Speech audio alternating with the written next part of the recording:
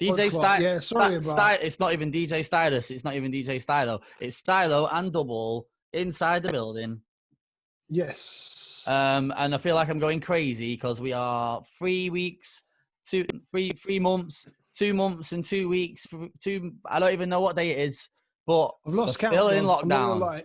I've fully, properly lost count of how long we've been in lockdown. All I do know is it's my birthday this week. I'm gassed for that. Yes. Happy birthday for what day? Thursday. Sick.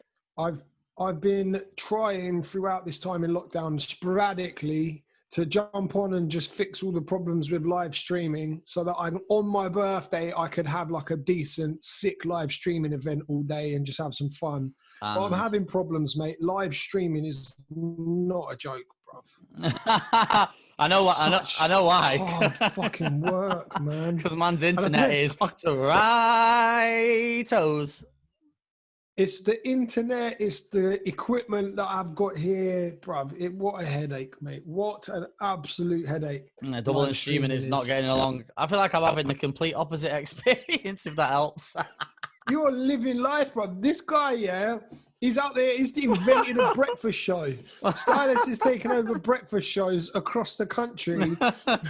I'm the Joe Wicks. I'm the Joe Wicks of Twitch.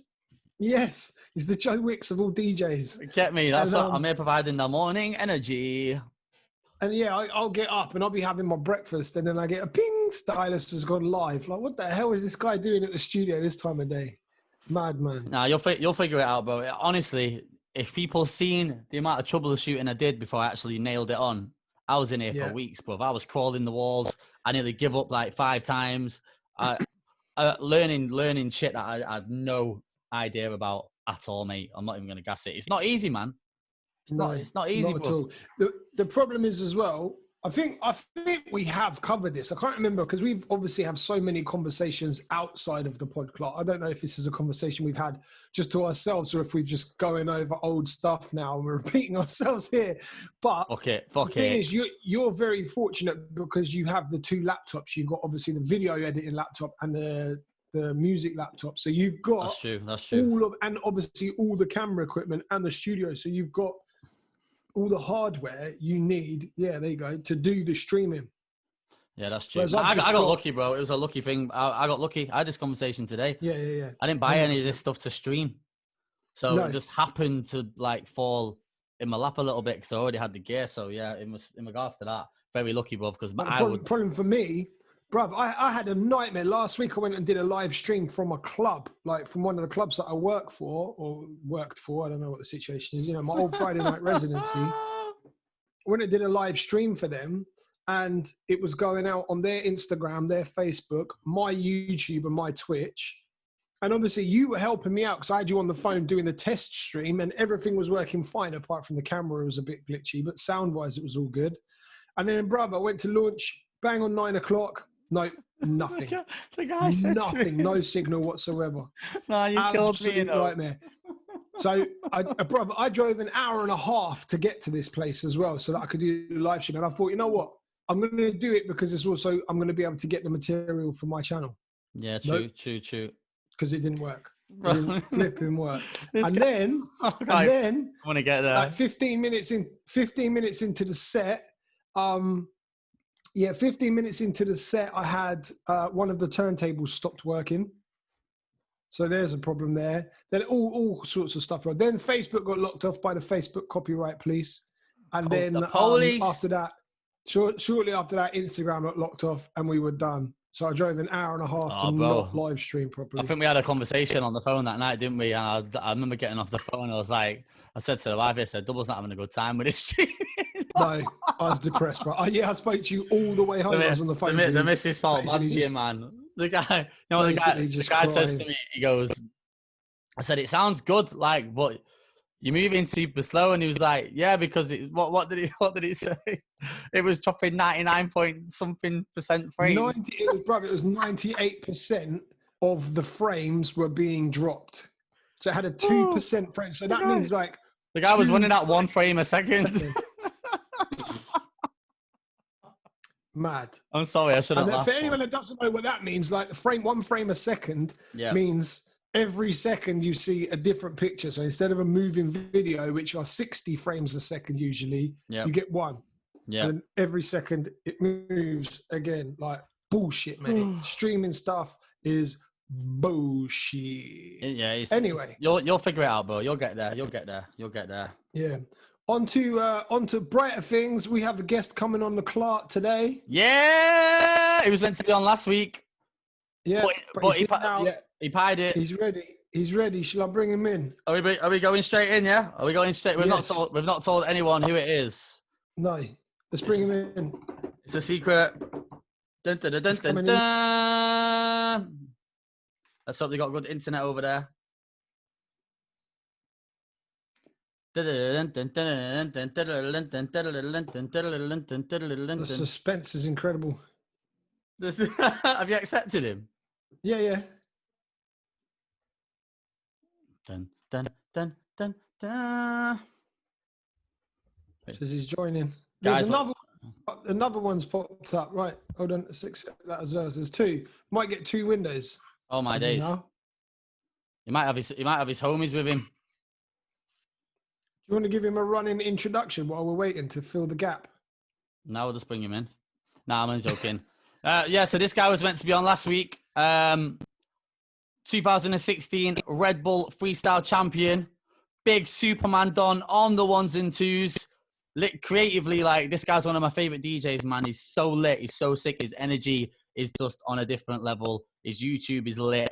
I've been networking and chatting to him on Instagram for years now, innit? Like, from probably before the freestyle. And I just thought, yo, let's see if I can get him on, innit? I just reached out to him and said, yo, chance coming on. And he said, yeah, man, let's do it. So I thought, it's one of them ones, innit? You don't ask, you don't get. Today, joining us on the podcast, if he's going to come in anytime now. You got to keep it going, bro. You got to keep the introduction going. Keep it going, bro. Come on. I can't go any further. I'd hate to be on television. Innovative guy. I'd hate to be on television, bro, because that's when they've got guys in the ear like, carry on. Keep it going. Make it. Keep it rolling. Okay. Right now, keep the introduction going. All right, wait. He sent me another one. Let me see if we can admit this. Oh. Yo. Do we have sound? Yeah, I use my phone, man, because this Zoom app on computers. Yo, it's so. Yo, we just had to do the longest introduction ever, my G. Sorry, man. Sorry about that. This thing's still getting the pinwheel of death, man. Oh my days. It's all good. We got there in the end. So here we go. DJ Puffy's in the building. Finally, there's a true reflection of you know what I mean? Fucking hell. I was getting worried then. I was like, this is not gonna happen today. What is going on? No. He's disappeared. We have DJ Puffy on the friggin' line. How are you, sir? I am as blessed as I can be right now. Good stuff, man. How's the situation over in Barbados, man? To be honest, it's not too bad, man. I think we pretty okay over here for now. We're just still trying to control the COVID. I think we're coming out of it. We don't have any new cases or anything, you know. Oh, for real? Yeah, we're still using precautionary methods to kind of contain everything and make sure everybody's fine. So our curfew got extended from today or tomorrow, I believe. We still have a curfew, but they're giving us a little more time to be outside. What time's the curfew, man? What time do you have to be indoors? Weekdays we got till 10 p.m. Okay. And then weekend it's 8 o'clock. Oh my! See, buff. We never even got we didn't get a curfew. Situation like for you guys? Serious? No, we didn't get one. Crazy. What was the lockdown situation for you guys out there? Was there a point where you were like completely locked down, unable to see people, or has it just been a curfew? Yeah, we did the complete lockdown period. You know what I mean? They tried to give everybody time to prepare, get groceries, all that. But I mean, Caribbean people like to panic sometimes, man. So everyone just keeping chill. Everyone's just chilled still. The initial reaction was was a little panicky because this is obviously something that we've never dealt with before, you know. But I think people kind of figured it out after. And I mean, the government coming together with influential people like myself, kind of just spreading the word and making sure that everybody does everything the right way. You know? That's dope. I feel like the UK, we've just been allowed to we had a lockdown initially, but I feel like they didn't really fully take it serious. Like, Right. the streets are busy, man. Like, people are outside, like people are moving around in numbers. It's a bit, yeah, man. I'm still sticking to the rules. I'm low key at the minute, but I know a lot of people are just kind of just doing their thing, man. So when I hear about curfews, we didn't actually get a curfew at all. It was just kind of they told you to stay indoors, but it wasn't an official thing. Like, you could still kind of move around. Wow, that's interesting. That's the crazy. The difference is over here as well. It's been such nice weather, which for when did we get locked down? I realized because like all my friends over there is like, oh, it's 27 today. Sure. And I'm like, yo. This shit doesn't happen to us, bro. Like, we don't get sunshine like that, man. I feel like with the exception of a couple of days, we've had consistently nice weather throughout the lockdown. Yeah, it's been like a couple of days where it was a little bit stormy, but mostly it's been like summer since March. Well, I've got a little bit of a tan going on, man, and I'm normally, listen, I'm normally like white, like milk white, bro. Listen, I just finally get some sun. I'm sun kissed right now, man. I'm not complaining. Bro. What's the temperature over there, bro? Is it warm? I mean, Barbados always hot, man. I hear that. I'm so jealous right now. Yeah, today is 86. That's Fahrenheit. So in degrees Celsius, that'll be 30. Okay, nice. You guys are nice. I feel we'll probably have like a week of sun, and then the heavens will open in like middle of the summer. Like, we're not really in the summer yet. But knowing how backwards the English weather is, I'm sure in the middle of the last year, August, you guys were hot, man. Yeah, we get it late, man. I think last year, I think October times, we had like a small heat wave. It was like, word. Yeah. I crazy. remember that. Yeah. Is that the last time you came to the UK? Was that last summer? No, I to DJ, yes, but I passed through on my way back home from Russia. Okay. In April. Sick. So I spent like a day there. Was that is that London ways or? London, yeah. Because a lot of people come to the UK and like think it's like London is like the whole of the country, innit? You know what I want? No. Sick. So how are you finding this lockdown life then, bro? Not spinning in the clubs. I know you used to traveling a lot and obviously getting around and doing your thing. Obviously, you know, my life has completely changed because I went from only spending 2 days, 3 days here in the country of Barbados to months. He's never spent so much time in the yard. And he's disappeared. He's gone. Was he gone? I bet his phone battery died. That's it. Thank you for joining us. Thank you for joining us. We'll catch you. It was a pleasure. It was a pleasure. Now, you know what? Caribbean Caribbean internet sometimes isn't the greatest. This podcast is not rating us today. It's highly likely that the internet is back in the building. Yo. Oh, jeez, man. Yo, sorry about that, yo. Calling my phone, man. It's all good, mate. Did someone call you then? Yeah. Yeah, like it was like more than one. Like I exited out the first one and then. Oh my days! I think you can. Is it the what is the settings on the phone where you can stop people from calling you? Is it the do not disturb? Do not disturb, man. Slap but that does shit. It come for WhatsApp?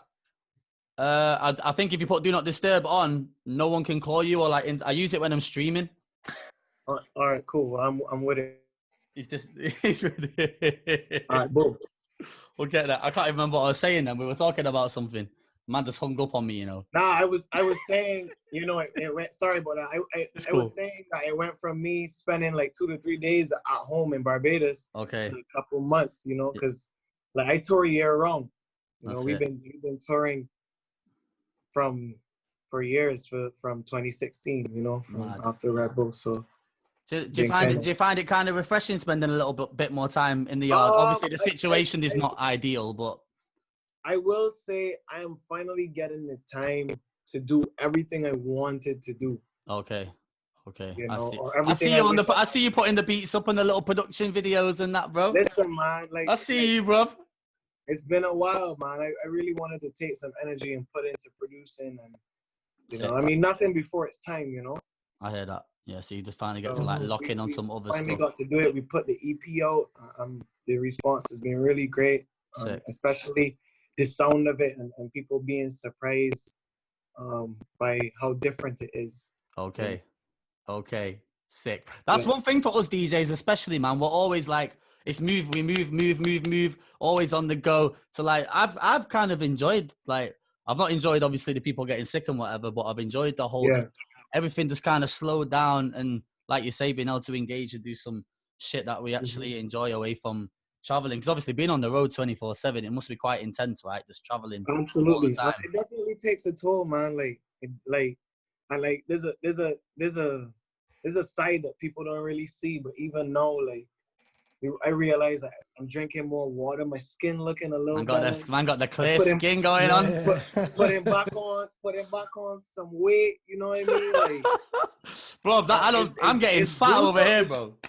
It's not always fun and games and glamour on tour, man. So I hear that. I feel more healthy now for sure. Okay. Mentally too. Good stuff, man. How's the diet, bro? Because one thing I found is I'm just pigging out right now. Like I'm just eating, snacking all the time. Cupboards. I've been doing the same thing. I had an ice cream sandwich for breakfast, dog. Don't lie. The guy had an ice cream sandwich. An ice cream sandwich, B. What like what? Not like a British sandwich where it's on bread, right? Nah, dog. Is they put like the chocolate. They put chocolate on the outside. Okay. And then there's vanilla ice cream on the inside. Mad. I guess in Barbados you can get away with that, bro. If you did that in England, people would be looking at you hella funny. Really? Yeah, no, they have them here. It's called a choc ice. You never heard of a choc ice? Yeah, man. But that's like the deadest ice cream ever, man. That's what an ice cream sandwich is. That's the deadest ice cream. that's the deadest ice cream. I remember when I was younger, right? If the ice cream man used to call me, play his music and stuff, and then I'd be like, she'd be looking at me like, "You're not getting ice cream. We got choc ices in the freezer." Yeah. yes. My mom the deadest ice cream, but the chocolate around the edge was like cardboard. Yeah, it's not good chocolate. You get me? And then you'd have the. Do y'all have the Magnum ice creams over there? Like they're like Magnum lollies, man. Yeah. We get the Magnums.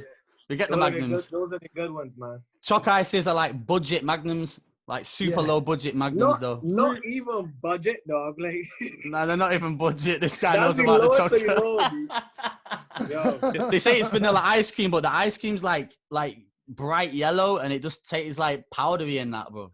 Yeah. It's like they take like vanilla flavoring and put it in water and freeze it. Oh my days. Oh my days.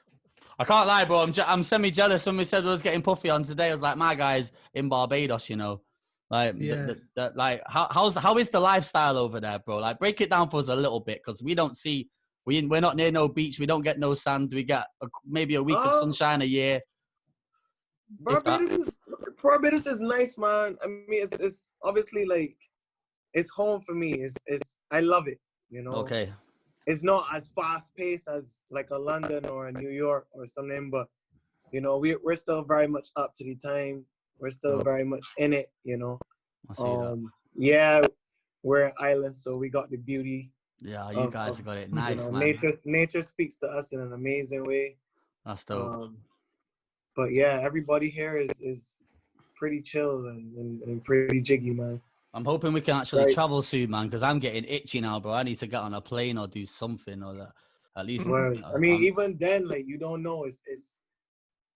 You don't, like, things will never go back to how they were before. 100%. I hear that. Even when they open borders, there will still be a time before people could have large gatherings and parties could get, you know what I mean? And then, even then, you know, the paranoia, how people enter parties, you know, how you sanitize and it's just gonna change forever, man. I feel like it's depressing, man. It's depressing when I think about it. Like I feel like here people are having like people actually throwing little parties, like low key, like underground, like things are still kind of going on. Like, is anything like that happening where you guys are, or is it like the entertainment like sector is completely? Right now, no. I think we're a very obedient people. Like we're a very understanding society. You know, so for the most part, 90% would abide by the laws and the rules. Okay. You know what I mean? What do you reckon, Dubl? I feel like we're like a lot of the UK is quite the opposite, isn't it?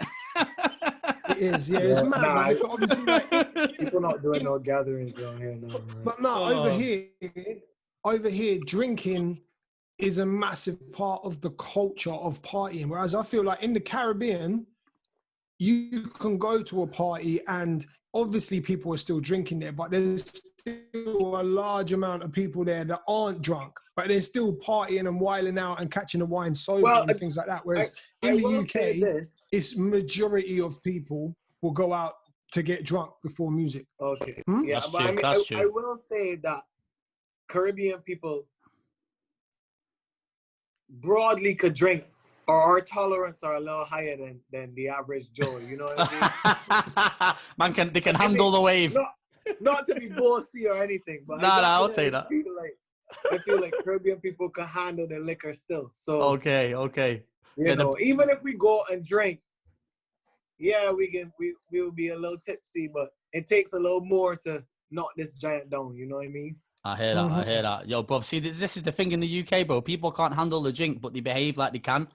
Yeah. So a lot of these people, that they write themselves off ultra quick, man. Yeah. It's the opposite here, man. I've not had a drink since New Year's Eve. I was just saying to Dubl, like I kind of went. I swear, man, I kind of cleaned up this year. But previously, I used to drink quite, not a lot, but like if I was in the club and I'm spinning, you know what it's like. Promoters offer the bottles are out, and it's easy to kind of get roped into the wave. I've been doing the opposite, man. I usually, before all of this, I was usually like, I wouldn't say teetotal, but very rarely had a drink. In lockdown, bro, I've been getting lit.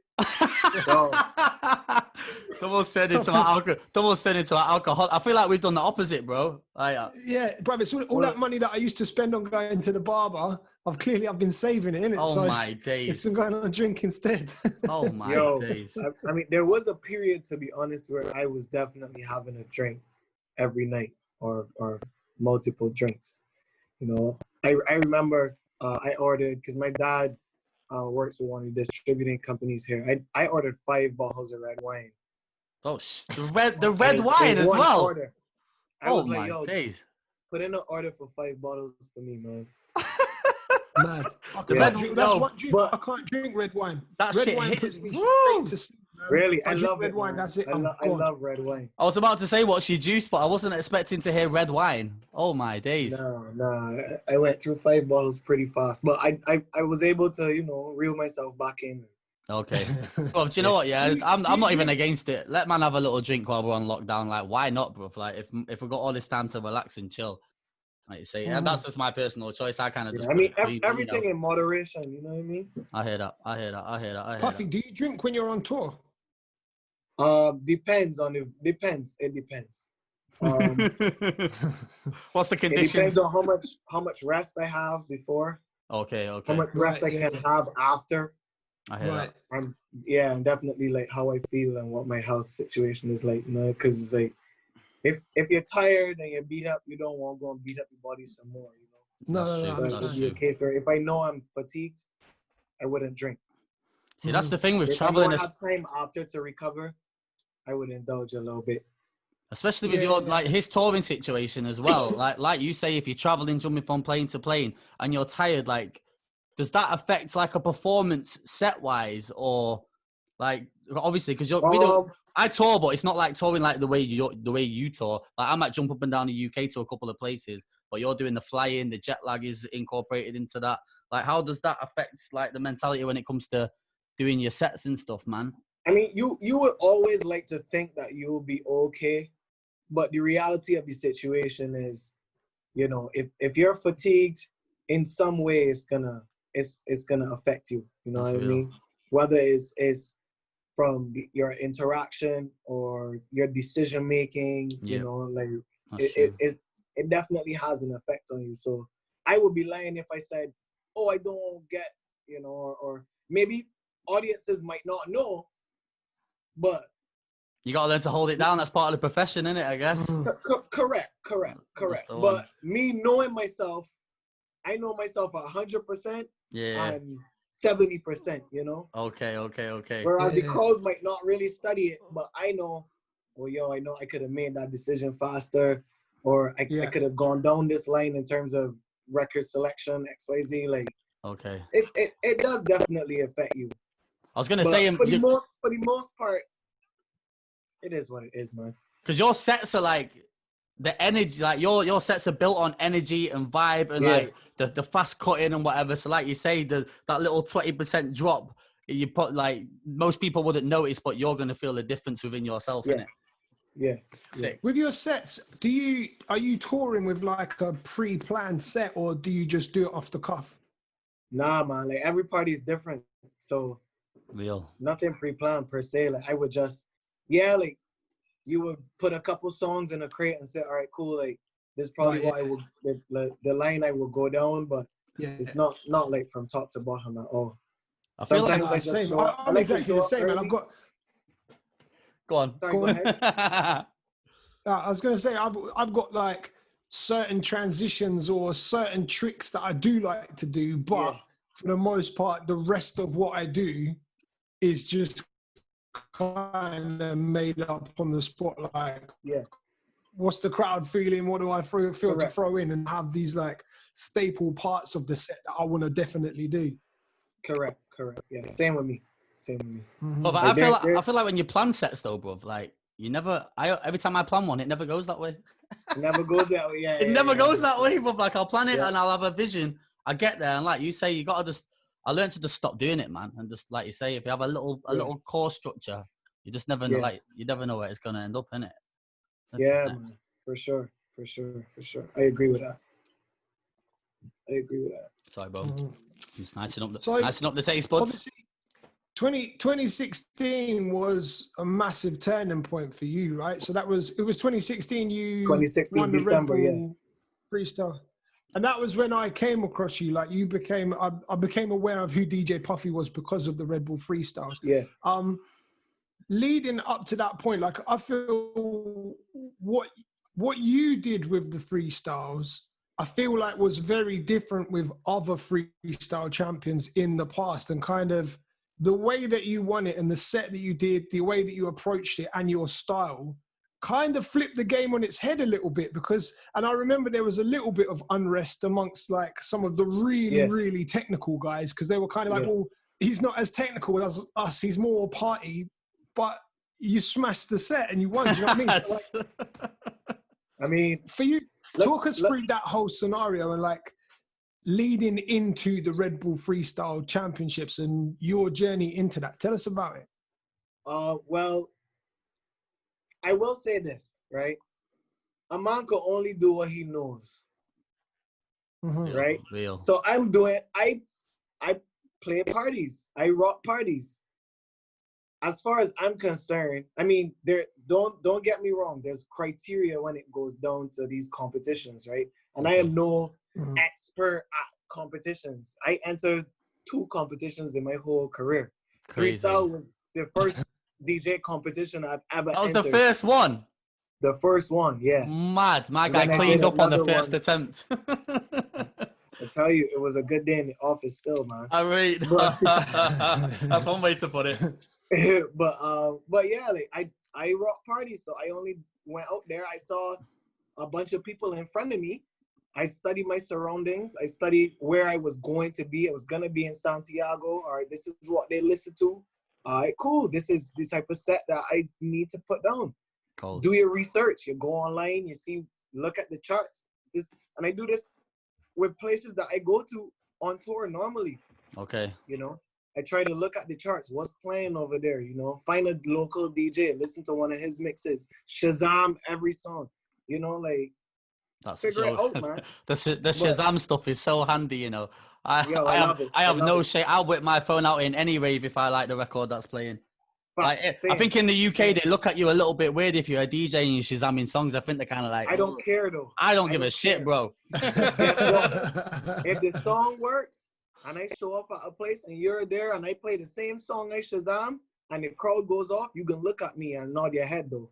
Damn right. So I hear you know that. what I mean? But there's a criteria with these competitions, and you study the criteria and just try to meet that criteria in your own way. You know, we preach in 3Style. We preach originality. Just be yourself. Be yourself. Yes, there are guidelines that you have to follow, but at the end of the day, nobody can do you better than you. 100%. I hear that you still. Know? So that's what I did. You know, I did me to the best of my ability. Was competition something you wanted to do before 3Style, bro? Like, what was the journey into that? Like, what made you want to go there and get involved? I never really cared about competition like that, but I met Trace. Trace was on vacation in Barbados before the 3Style, like a year before or something like that. They got Trace. And he kind of reached out to me on Twitter, I think it was, and we spoke, and we ended up meeting up in Barbados. Dope. And he came with me because at the time I was on the radio 6 days a week. Okay. So he came with me to my shift, and he was like, "Yo, man, you should enter 3Style. You should try it." And I was like, "Nah, bro, never."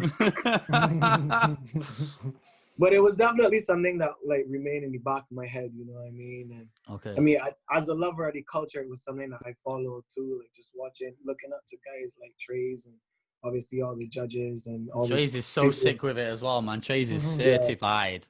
My guy. Yeah. We need to get we need to get him on one day, Dubs. Man. I do chat to Trace. Same way. You probably have we've just connected on socials over the years. Like I followed you for I don't know how many years, and same with Trace, man. So we can probably make that happen. But I never really plugged into 3Style before. Like I knew of it, but I feel like when you won it, that made me fully take notice of it more. Only because I feel like your set, I just warmed to it way more. I feel like that entertainment factor and the way you chop the records. I love the technical stuff, but I feel like that whole side that you brought to it just really made me like. I don't know, man. It just made me like fuck with it more, I guess. No, I agree. You know what it is? Because fundamentally, me and Stxylo are both club DJs. Before, like, we can scratch, we can do the beat juggling, we can do the live mashups and blends and all of this stuff. But when it comes to the really super technical stuff, you know, the guys who are doing it and spinning around and they're doing it under the legs, well, all of this and all the flares. I would tell you right now, I can't do that spin around stuff. You know what I mean? Like, I swear I've seen you do a couple of spins still. A spin? Nah, no. I see it. A little round, grab the fader and ting. I swear. I mean, I do a little fader trick, but I'm not as flexible to be able to do that. My bone's kind of long, dog. I can't get behind there that quick, man. I don't know how these guys do it, man. They'll have the arms under the knees and around the back and the fucking crazy. I can't even bend down and touch my toes without bending my knees, dog. You want me? I find like these guys, a lot of them that do the super technical stuff, they're not as able to do club sets and they couldn't do a club set like a 4-hour or even a 2-hour club set and entertain the way that we could. But similarly, I can't do all that super technical things. And when you won it, it kind of showed there's a great balance there because you've got some technical ability. You can do some incredible tricks, but at the same time, there was a huge element of entertainer and club DJ in the set. Do you know what I mean? So that's where, for me, it was like, all the super technical stuff and all the trickery and wizardry is cool for a DJ, but that's never something that it's not something I've wanted to invest my time into doing.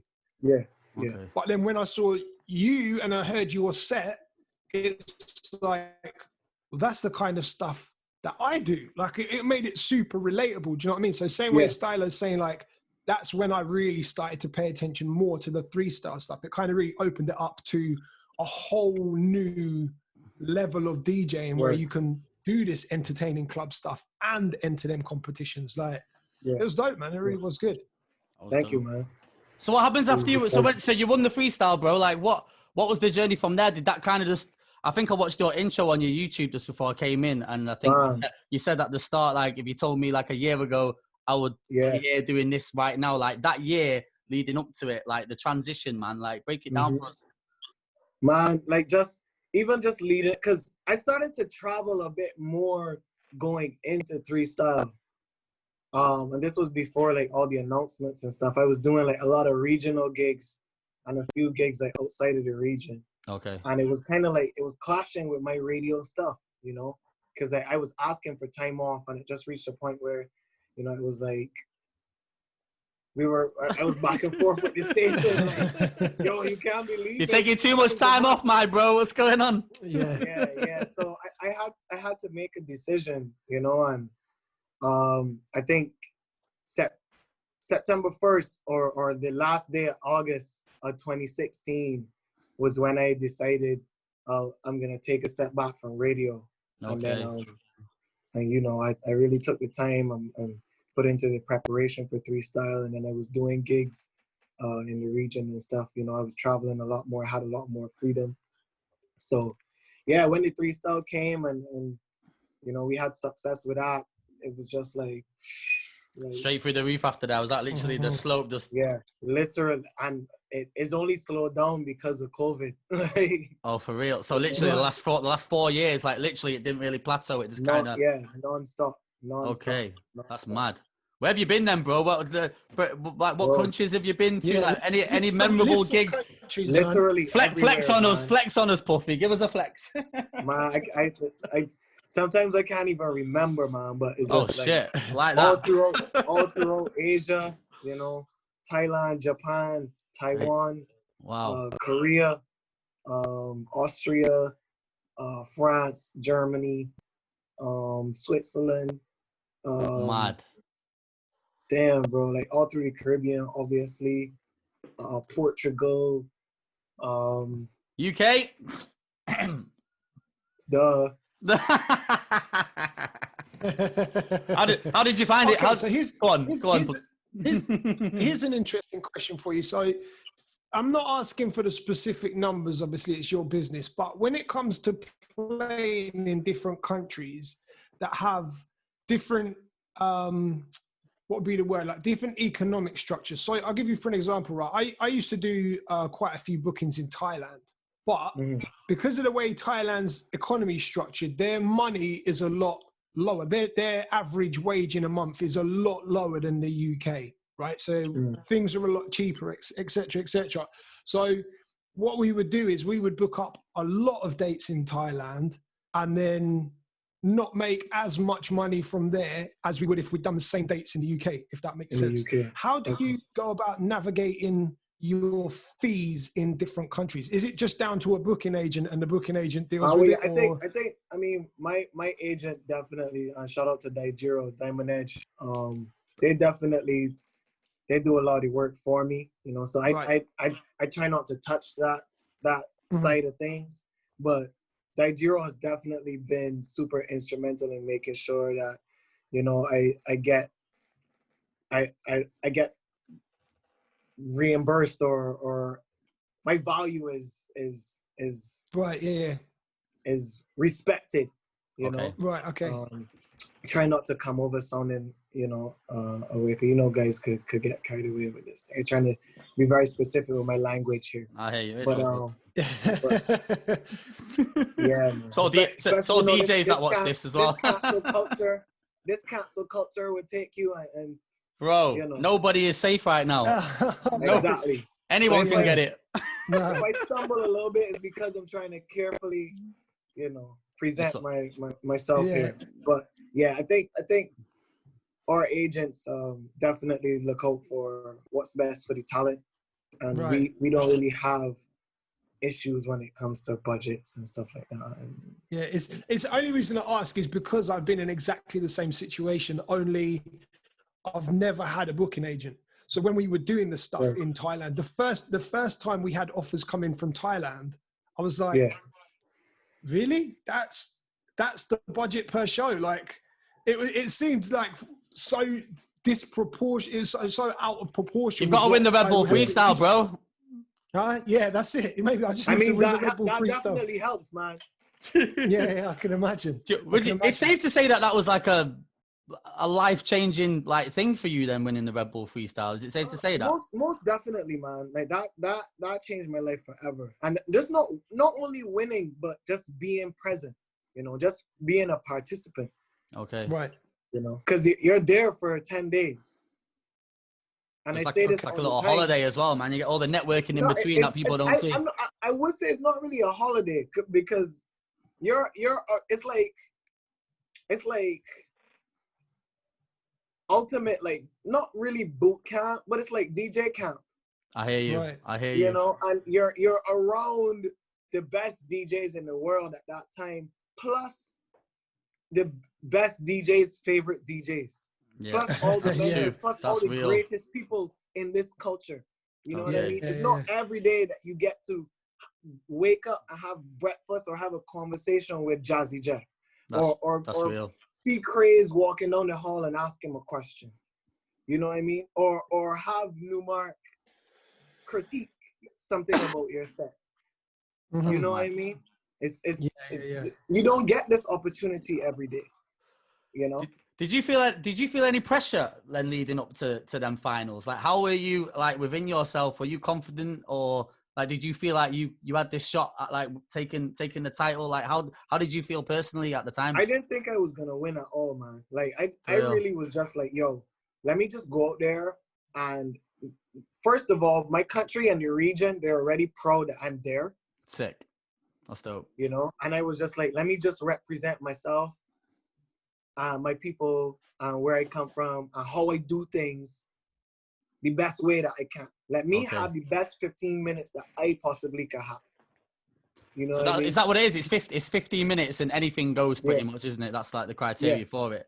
But is there any other restrictions in there, or like in regards to the set, or is it literally anything goes in within the time frame?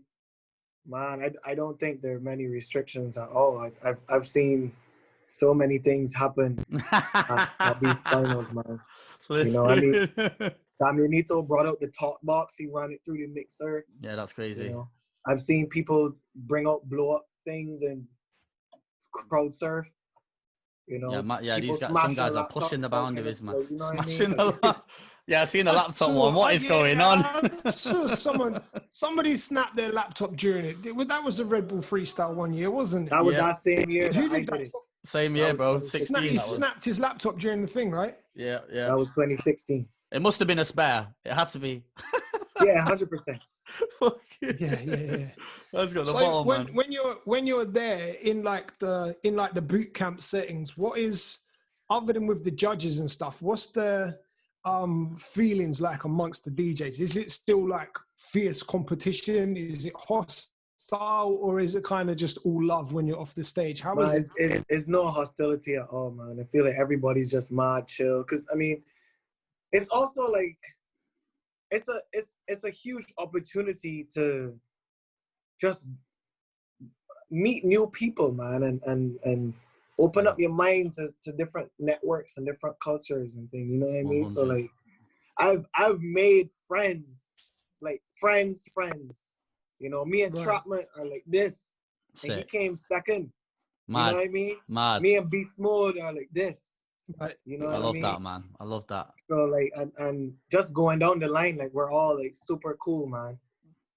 So there's no hostility, animosity toward anybody. We just, there's competition on that night. We try to do the best you can, but outside of that, it's just, you know, everybody's super chill. So what happens when you win the freestyle then, bro? Can, like, going forward, you're not allowed to re-enter, is it? How does? Yes, you can re-enter. So you can go back. I thought like the following year the winner is not allowed to enter, or is that not? I mean, I've never really heard about that, but okay. I haven't heard about any restrictions per se. Like, okay. I don't know where I read. I swear I don't think like that. There was nobody that won that decided, I need to enter again. Like, why would you? Yeah, that's fair. That's fair. Yeah. I was gonna say, have you thought about doing it again? But you've already won it and you're moving. Then what's the? You're already part of the Avengers, you know. So I mean, part of the Avengers. I love that. The DJ royalty, you know. I love that still. My No, days. man, it's such an amazing feeling to be part of that family, man. It's so humbling to be able to, like, even just take yourself outside of yourself and look at everybody from the outside and just look at how amazingly talented everybody is. Okay. You know, and how unique we all are. You know, and is extremely humbling. Is an honor, man, to be a part of that group. Other than world tours and like extra bookings and stuff, what other opportunities has the growth of your brand opened up for you? I feel like it definitely adds to like the equity of everything. So it's just like how you plan to capitalize on that, you know? So the business side of it in terms of your brand power and you then using your name to be able to invest in certain things, like I mean, without saying too much, it definitely adds to the overall. The overall packaging and everything. I know what I mean? I feel like you just said, it's how you invest in it yourself as well, in it. Like you've like winning it is the part, but then it's being able to elevate and carry that forward. What you do with that, you know? 100%. I feel like you absolutely smashed it on that front as well. To be fair, like after the like you say, it's not really slowed down, but you have to kind of play your part in lifting that along with obviously having the RedBull3Style on the side as well. I feel like you nailed that like on the money, man. Sick. Yeah, thank you, man. Thank you. So what's the plan for you then, bro? Like hopefully when all this settles down, like moving forward, the production, like the releasing the music, like what have you got anything in mind of what the future is holding for Puffy? Like, just project wise, production, I've been heavy on it. You know? Okay. I mean, Vaughn and I, this artist named Vaughn from Grenada, young guy, extremely talented. We put out 2 records so far. One, Quarantine and F. I was just playing on the situation that we were in before it got so serious. And then another record called Waste Man that Waste Man. Actually, yeah. That's a UK thing, that, bro. Yeah, you don't know. No man can't call me no Waste Man. And the girl can't call me no Waste Man. But yeah, man. Go check that out. Vaughn and I, we actually have a heap of songs together, man. Like it was just a case where he would send me a vocal and I would make a record in a day or 2. And then I would have a beat and I would send it to him and he would send me back a vocal already done. Mad. Sick. So we did that. Quick flip. We did that a few times, man. So we should be having an album coming out together in a few months. Oh, snap. Dope. Yeah. Okay, so yeah, you've been putting it in. I've literally produced at least 30 records during this time. For real? Shit. Hands down. Right. So how long we been in lockdown now? 8 weeks? 9 weeks? Yeah, 10 weeks, bro. Like 3 months, kind of. 3 months. Yeah. Yo, how's it June already, man? What is? Dog. It's like half the year gone already. What is going on, guys? Oh my days. So UK music, bro. I gotta ask you, man. Like, I know you mess with a lot of stuff. I was flicking through your videos on your YouTube before, and I think I found one from like it must have been like 3 years ago, maybe longer. I think you was cutting up the Common Sense record. Was it the J Hus one? Yeah. Listen, man. Like I love that wave. I love the vibe that the UK brings when it comes to music. I love that. Like us, Kojo, everybody, like, you know, even in terms of like UK dancehall with like Stxylo, Alakai, yeah. Like Alakai's heavy, man. The guys are doing really well out there, man. Like sick. I love it. Bro, you know what? It's been a struggle for the UK dancehall scene. Like there was a time when a lot of the stuff I was playing was just dancehall. I wasn't really feeling hip hop at the time, and then kind of just strayed away from it and started really getting heavily involved in dancehall. Trying to think, I think it was around 2011. I even went to Jamaica and did a mixtape out there. And around about that time, I was like, what is going on with the UK dancehall scene? And that's when I met Stxylo, and there's a whole heap of artists. But now, previously, there was like, you heard of Gappy Ranks? Yeah, 100%, dog. So like he's cold artist from the UK, but he's kind of, now I would say he's the older generation of UK reggae and dancehall artists. Gappy Ranks have big records here, man.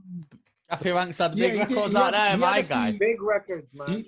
He did have quite a few big international tracks. I think Stinking Rich was definitely one of them as well. That was huge.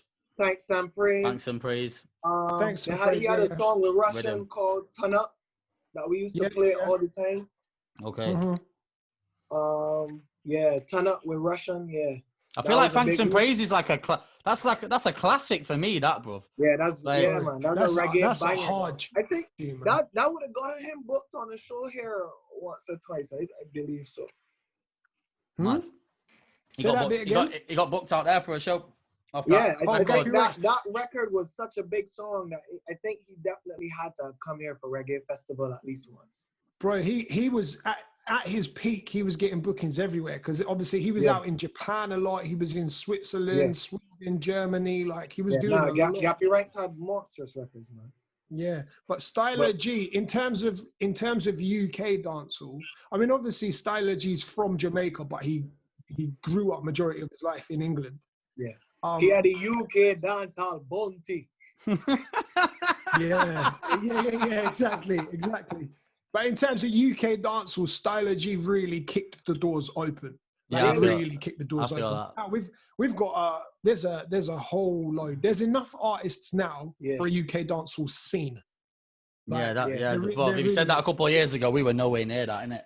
Nah, nowhere. There was a couple people like creating little pockets, but like you say now, it's kind of coming together. There's a bit of a scene forming. That's. I mean, right now, everything that Stxylo touches turns to gold, man. Oh, mate. Yeah, that's crazy. Everything that man touches a hit, man. I mean, we booked him for a show, bro. Don't call me up.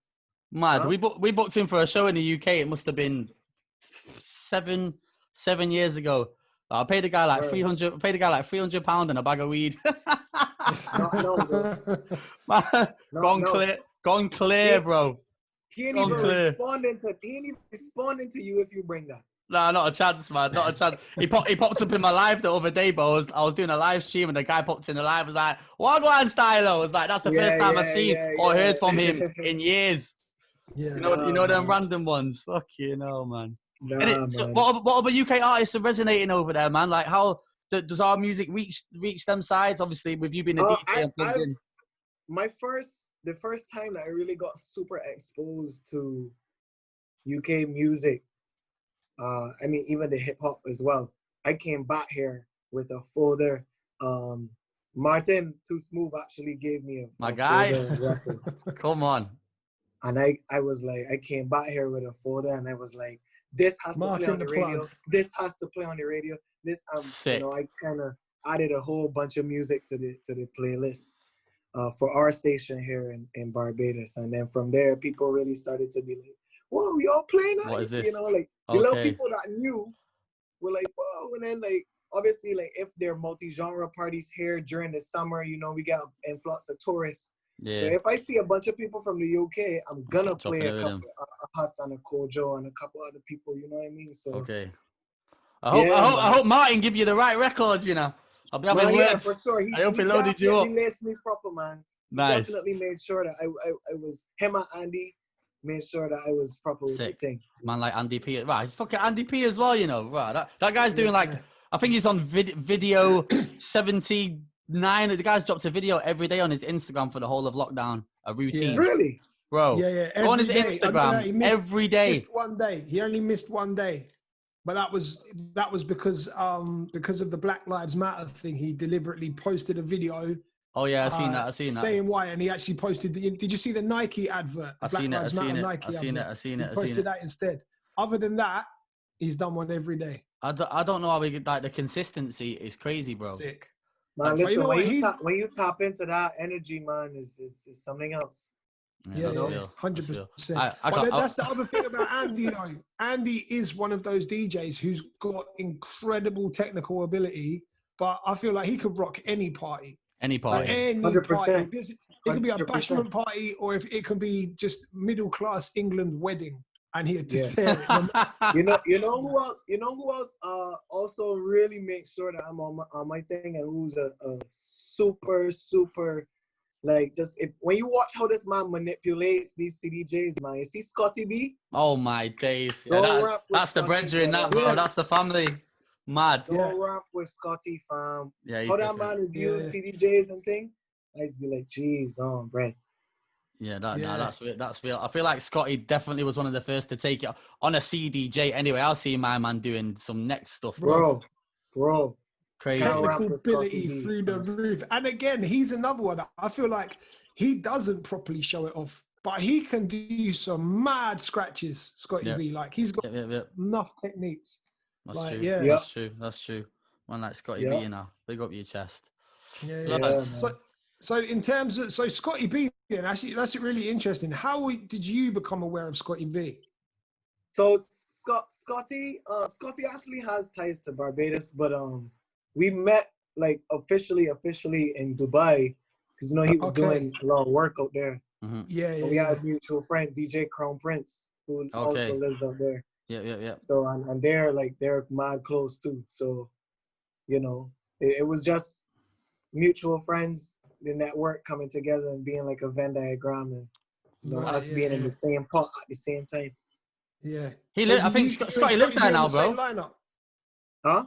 Go on, say that again. Sorry, bro. I said, was it you and Scotty B on the same lineup in Dubai? Oh yeah, we definitely did some parties together. Yeah. Bro, that's I was gonna say that's I missed that dangerous. Scotty, I think Scotty actually would have put me on to like one of his or two or more than two of his gigs. Like actually been like, yo, this is my boy, like you should book him. Like that kind of vibe. Right. So I owe Scotty more than love, Yeah. No, he's a good guy, man. Super good guy. That's family, man. Scotty B's fam. Yeah, 100%. He lives in Dubai. I think he lives there now. I think. No, he's back now. Is he back? Is he back now? He's back. He's back in the UK now, but he used to live there for a while. Okay, fair play. Sorry to out your business, Scotty. All right, maybe he's back. Maybe. I feel like when all this stuff settles down, bro, I would entertain moving out of the UK, bro. I can't lie. I need that sunshine life, man. Like I don't know. I've been here a long time. I've been on the circuit in the UK 10+ years. I think when the borders open, I'm actually gonna come out there for a little bit. Okay, shout me, bro. We'll put you on the parties, man. I'm telling you. I mean, like even that would be fine, but like I mean, just to chill, bro. Just like, to kick it. I hear you. Yeah. I hear you. So, I checked your Instagram, man. Like, you got your own little events going on out there as well. Like, you touched into the promotion side of thing. Like, for sure. Tell us about your party, man. Tell us about your parties. Big vibes. Hyped is the name, HYPD, and it's during our carnival season. We call it crop over. Okay. It's the only multi-genre party during that period because obviously during a carnival season it will only be like soca music. Okay. But I mean I travel a lot, and a lot of people that I play for come to Barbados, so I would love to be able to just put all my experiences with all these people and from all these people that I meet for all these parties and performances and put it into one party. You know what I mean? Like that's one a dope experience. Concept. I love that. So that's what hyped is. It also caters for the younger generation here because like a lot of the parties here during that week are kind of expensive. Okay. They would be like the cheapest party outside of my party would be like £40. You know what I mean? What does for entry? Yeah. What? That's kind of expensive. So that is expensive. My days. My event would only be like £10 again. Okay. Right. I feel like that is so key for events these days. We have the same angle here. Like a lot of the clubs that do well in Manchester, like it's more expensive and a little bit more high end. They have like the table stuff, but I've always gone for more the vibe and the energy and the affordable. So my party is built on vibes, man. It's just built on vibes. You know what I mean? Like, it's no stush vibes. I don't sell a VIP section. Like 100. That's the one, bro. Exactly. Everybody is one thing. You know what I mean? You come and it then allows, the younger generation to really be able to experience and to be part of the festival that week too. You know what I mean? That's sick. That's really important because I was once the youngest in my zone, you know what I mean? And I still wanted to participate. So now I'm in a position to create something. Let me create it for, those people who were in that, or who are in that position that I once was in.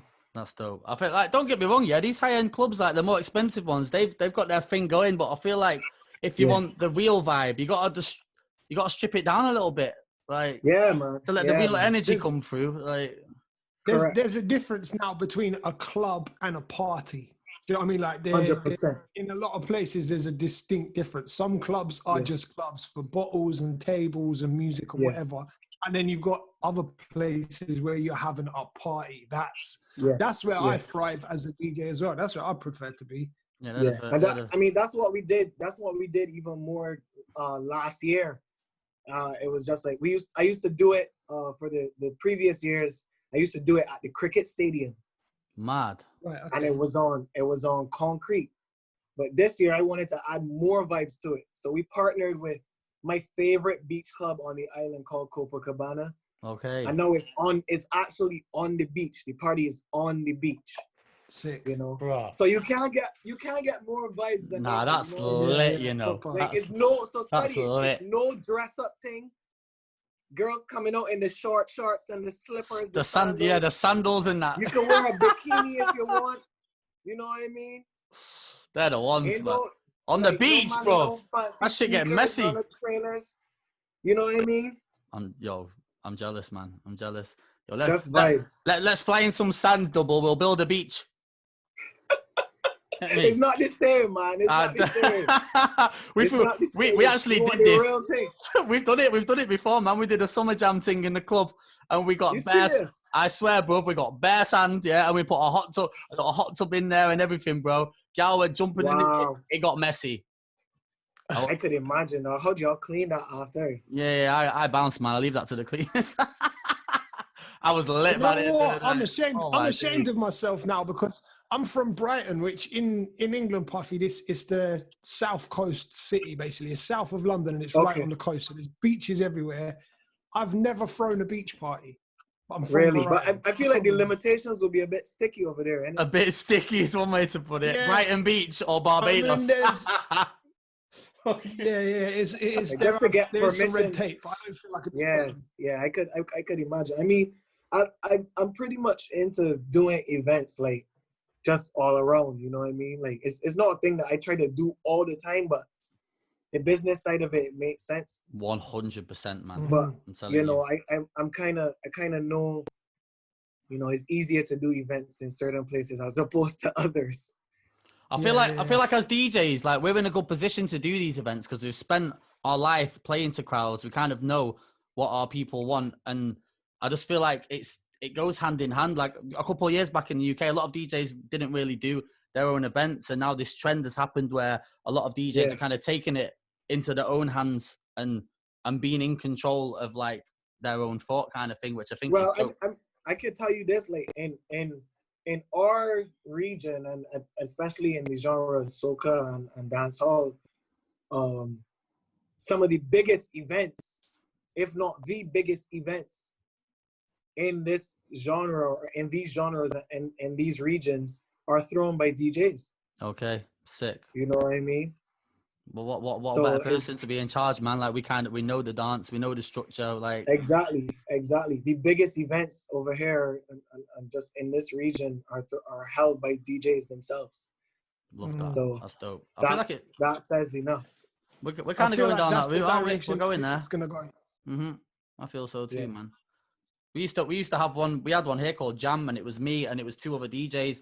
And nobody within the area, or even from what I remember at the time, not many DJs really had this thing. So our ethos was starting a party, but we had this tagline of like, we are not promoters. Like we wanted to be like with the people, do you know what I mean? And not put ourselves kind of out of touch. So we hand delivered our tickets and we met all the ravers in advance and got this like rapport and built like a family. And like this brand went on to be like one of the biggest in the country, man. Like that's fantastic, man. Because crazy, guess what? Like, you yourself, you're cultivating that yourself. You are directly linked to all these people, you know, and that in itself, that's what people are trying to go back to doing that right now. I hear that's that. where the real value is. 100%. You know what I mean? Do you feel like people lost the way in that respect, like with the digital 100%. world and the internet and stuff, like in regards to promoting events? I would say no. People are trying to do the opposite, where they will have a bunch of followers, but you know, like all these organizations and stuff. And I mean, I love social media and I love the science behind it and stuff. So like, all these organizations are now looking at the engagement rate as opposed to how many followers you have. How do you turn these people or these followers into something more than just somebody who would just see you for 30 seconds? You know what I mean? Yep, 100. So what you guys were doing with that party is even more valuable than having 100,000 followers and not being able to convert them into actual, you know? Even still to this day, like these people are like, we still have that, the connection is still there even all these years later. Like they stick with you indefinitely on the journey kind of thing, which is sick, man. So let's get back to that. What was you going to say then, Dubl? I feel like that's where a lot of DJs have actually messed up with social media. They focus too much on trying to get that following and not trying to get a following that's engaging with them, or more importantly, getting a following that they can convert to customers. Do you know what I mean? Because you've got people, for example, if they're doing targeted posts, or if they're working, you know, doing a sponsored post and they're trying to target it, they'll just target it wide for something, rather than specifically focusing on their area where they can then throw a party and pack that party out. They're trying to put it across the entire planet and get everyone in the planet to watch their stuff. Well, but I feel like from a DJ's perspective, that's the wrong way around. Yeah, realistically, that's not gonna happen. You know what I mean? Like it doesn't work that way. You know, and I mean, I genuinely just love people.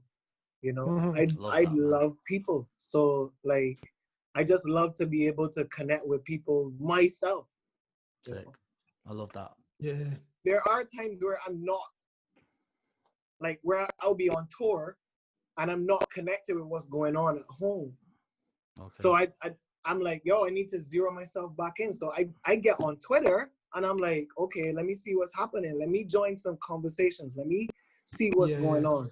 You know what I mean? Because when I'm disconnected to people, I feel like I'm missing out on something in my life. Like, nah, I hear you, bro. Man. I hear you. I'm a people's person, and I'm driven by that kind of interaction. So, okay, you know, I think I needed people more than they would like to have me.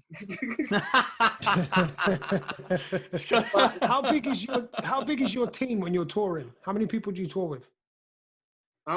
Two. It doesn't really get larger than that. Like just me, manager, James, photographer. Okay. Right. Is that the guy that used to film your early vlogs as well? Is that the same dude? Yeah, same team. Sick. Never change. Yeah. I feel like that's definitely at that level, when you get to the point where your overseas bookings are basically the main line of what you're doing, I feel like the photographer is as important as the music collection for a touring DJ. Listen, you've got to have your guy coming with you. I always tell people, James is half of me. Sick. James is half of my, like, James is half of me, man. Man like James, you know, big up. Yo, man like James, one of the greatest. I love that. Yeah.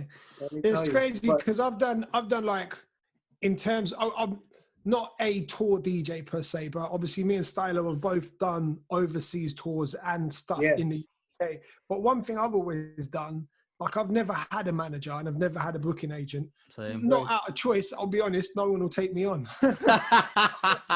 In terms of nobody wants him. Bringing like a photographer on board, I've always had the mentality of, if I do things myself, then it's less outgoing. Do you know what I mean? It's less of an expense. Yeah, I understand. So everything, like, all of the vlogs and photographs, not all of them, sometimes the club photographers will take decent shots and stuff, but a lot of the video content that I've put out from tours and stuff is basically 99% self-filmed, but it's such an extra hassle to make sure 100%. The camera angles are right, making sure I'm doing the DJ set, change the camera angles, get all this, like, if you've got somebody who's your right hand and they handle all the visuals, bro, I feel like it's definitely essential. When you get to a certain level of DJ, it's like I say, it's as important as having the music collection, man. But I mean, like, you know what they say, like master, like a jack of all trades, but a master of none. Yeah, you know? yeah. Like, you know, I want to be able to put all my energy into what makes me who I am. One, with the fundamental of it, which would be the DJing, you know, and also too, if there's somebody who's better at this than I am, I would rather invest in that. You know what I mean? And allow them to do their job. You know, I rather have 100% value from their job than 50% of mine. Yep, that's true. You know? Yeah. So yeah, bro, we're not doing it right, Dubl, man. The revenue, but it's an investment that, you know, if you can make it, I would advise you try to make that investment. But nothing before it's time too, eh? Yeah, that's true. That's true. How did you know it was the right time to effectively bring staff on board? How did you know? I kind of just went with the wave and the vibe, man. Like, I was inspired to who inspired a lot of DJs that inspired me to document, to start, or to have somebody to document that stuff was like, I remember, you know, DJ Camilo from New York? Yeah. So Not Camilo, personally, but I know who he is, yeah. Camilo was heavy on the vlogs, like, back in the day. And I am really inspired by Camilo, just from a business perspective as well, you know? So just like a lot of these guys in New York, they were doing stuff like that. And like, I used to get a lot of my inspiration from watching these vlogs on YouTube, you know? So I was like, okay, well, this is something that I feel like I want to do. When Swedish House Mafia started to like document a lot of their stuff, I was inspired by that, you know? Bro, so vlogging is tough, man. People don't realize what goes into that stuff, yo. Like, vlogging oh my gosh, it's hard. It's something that I was never able to do on my own, ever. I tried, but to be able to accomplish that on a consistent level, yep. I think hard for me. I lasted like I think I did it for a year, and then I think I posted like 50 episodes across that year, and I just like I packed it in, bro. I was like, I can't do this. Like, I'm for one, I'm carrying the big tripod, the big camera, the mics on it, like, because I have this thing where if I'm gonna do it, I want it to do it properly. I want to do it properly. So I want the crisp visuals. I want it to be graded and look great. Yeah. And I'm taking the camera everywhere. I'm time lapsing. I'm throwing up drones and getting shots when I'm traveling. Yeah, but I mean, your quality is top. Like, I watch your stuff too. Like, you know. Thank you, my bro. Your quality is vibes, dog. I appreciate that, G. The vlogging though is another. I couldn't do it, man. Yeah. I couldn't do it. No, you know, Dubl done it every day. This guy did daily vlogs for a year. Right. I did a daily vlog for a year. Yeah, I thought, you know what? Crazy guy. I'm gonna just give it a go, and I wanted to. My thought process behind it was I was actually inspired by a DJ that I had a phone conversation with. I'm not gonna bait him up, but I had a phone conversation, and the conversation basically, he was asking me if I had any sets that I could give to him because he had no work whatsoever, right? And then after our phone call, he posted later that day on Instagram about how sick DJing was and a photo of him on a festival stage. And I just thought, what's the DJ output on Instagram right now from a lot of people is the opposite of what they're living. It's literally just this pretend life. Everyone wants to be seen to be like the top guy, and it's not real. So my vlogging was like, at the time as well, I was living about pretty much a 2-hour drive from most of my club sets because I moved to a different area when my son was born and kept the same club sets in my local area. So I was driving 4 or 5 times a week. I'm doing 2 hours on the motorway to get to a club, 2 hours back. And I just thought, sick guy. People don't see the shitty end of the industry. So that's what inspired 100%. Me to start vlogging. My first vlog is basically showing you all of the hard work that I have to do, going through all the music, doing the drives, having to sleep in a petrol station because it's 5 a.m. and I've been up since 7 o'clock that morning with a child. Do you know what I mean?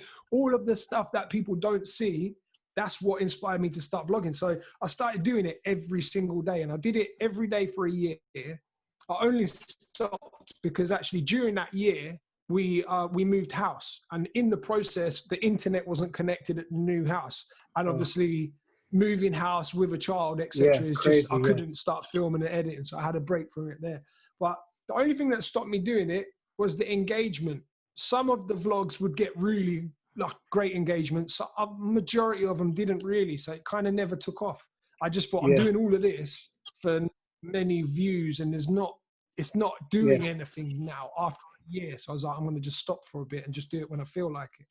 But, like I even find like sometimes now, like when I post vlogs, like I know like sometimes it's an algorithm thing, you know what I mean? So like, you know, like if a video is like under 13 minutes, like, you know, there's like, and then like if the viewer retention rate trash, like they don't push it out to as many people, and it's deep, man. know, it's deep.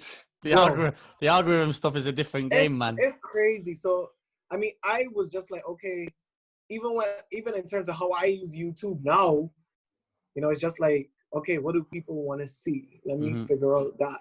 And that's when it goes back to connecting directly with your audience, because I would ask in the comments, yo, like, what do you guys want to see more of? Because, you know, I rather give you guys exactly what you want, as opposed to trying to feed vlogs down your throat and you don't really care. You know what I mean? So like, I hear that. I think the one good thing for you, Dubl, with the vlogs, like, it's good to just have that stuff documented, man. Like, so like when you get older, like you say, when when your little one is older, like you're gonna have a backlog. It's kind of like a visual diary, man. Like whether it's had the views or not, like it's a priceless thing to have, in my opinion. I think it's dope. Yeah, I've got, and I still did it outside of that year. I just stopped doing the daily vlogs. But what I did was I made sure one rule I set myself was every day that I was doing a vlog, I had to learn something new about video editing. So the amount of stuff that I learned about video editing, I just then applied to making holiday videos. When I took my family on holiday, I would take the camera. Bro, like we did Thailand at the start of last year, and I've got some amazing videos. They're all online. Some amazing videos from that trip. You know what I mean, we did Greece the year before, same. So now we've got family videos that we can watch back. Correct. Do you know what I mean? And during the time as well, even like there was some life-changing stuff that happened to me while I was vlogging. To go back and now watch those vlogs, and I had the camera on. There was a couple of moments where like major phone calls were happening, and I had the camera on me. So you actually see my reaction when this moment happened. This conversation was happening. I have my reaction to it. So I just go back to that and like, it's amazing, man. It is dope. That's dope. But that's some gold, man. That's some gold right there. You know what I mean? Especially now, like during this time, like it's so easy to get roped into what's happening. You know, it's so easy to be affected and be depressed and be angry and be upset. But when you could take a little bit of time and relive those memories, that's amazing. Have you been in general, Puffy, like with regards to the situation, like when this first happened, like have you been like mentally okay? Like I found I think the first week or two, it kind of hit me like a fucking brick, and then I was okay, and then I'd have like these little dips where I'm good, and then I'm cool, and I'm good. Like it's a bit of a weird time, innit? Like I mean, when COVID initially hit and I couldn't travel and stuff, I slept for like the first 2 weeks. Like, I did nothing. I just slept all day, every day. And then like after I came out of like my little zone and I started to get super creative and made the EP, and then me and Vaughn started making all this music, and I started to make a bunch of music. Now, obviously we got a lot of stuff going on, especially in the US right now. So it's just like I'm kind of now coming out of that slump. Okay. You know, because I went back into that zone as a result of all this trash. So I'm now like coming out of that zone once again. You know what I mean? That's good to hear, my G. That's good to know. Yeah.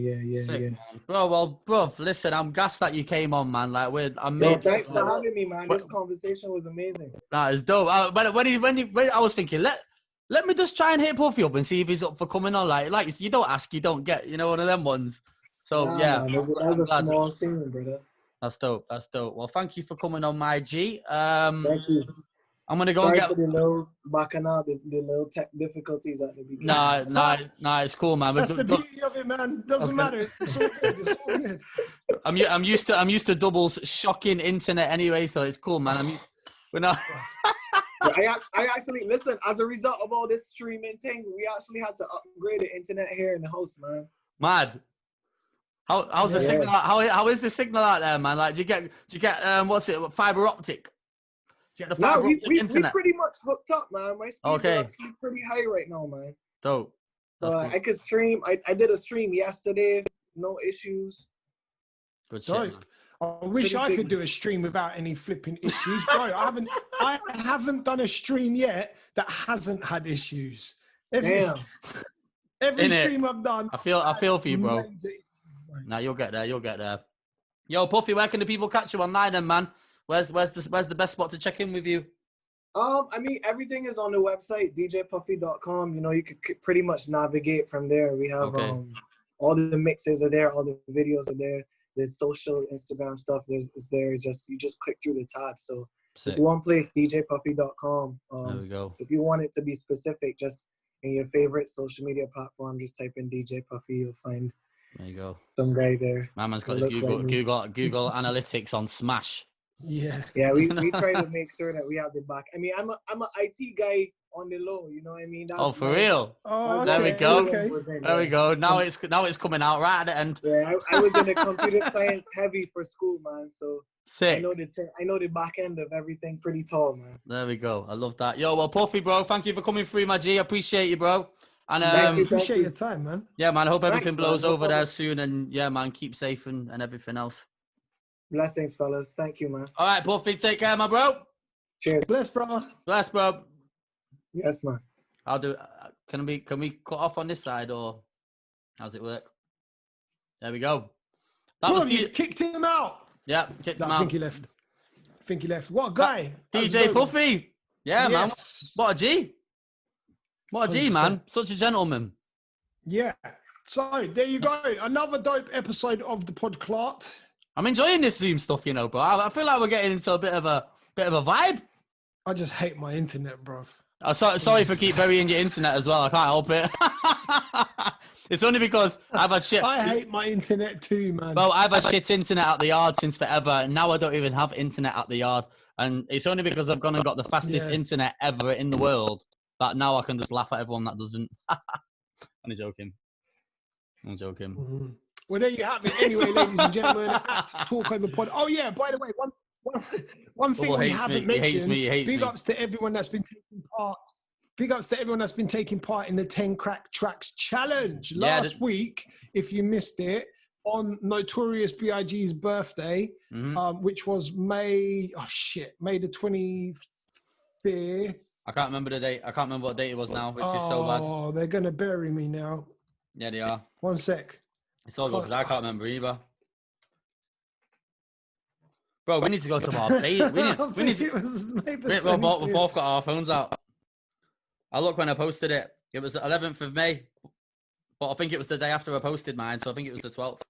No, it's not 11th of May. Is it not? 21st of May, not the 25th.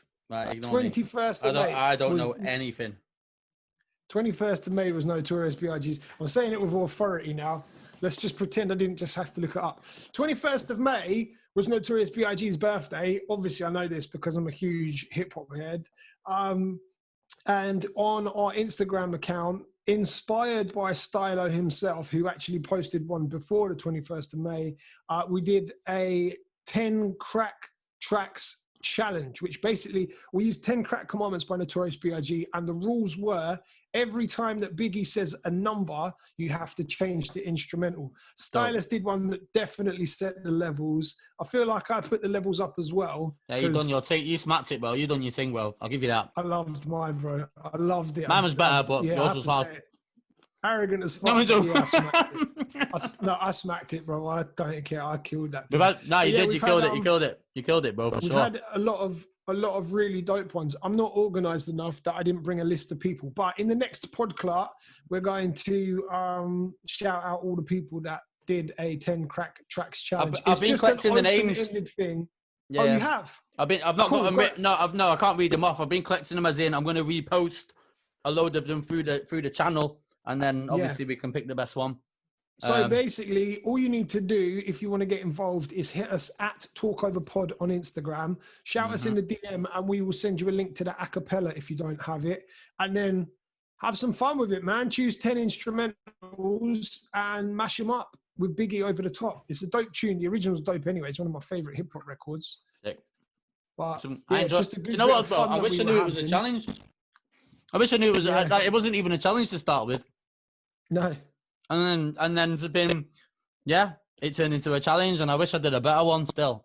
But there's still time, bro. Jump back in. No, I can't. No, I can't do another one, man. I'm happy with my entry. I feel like I've done myself justice.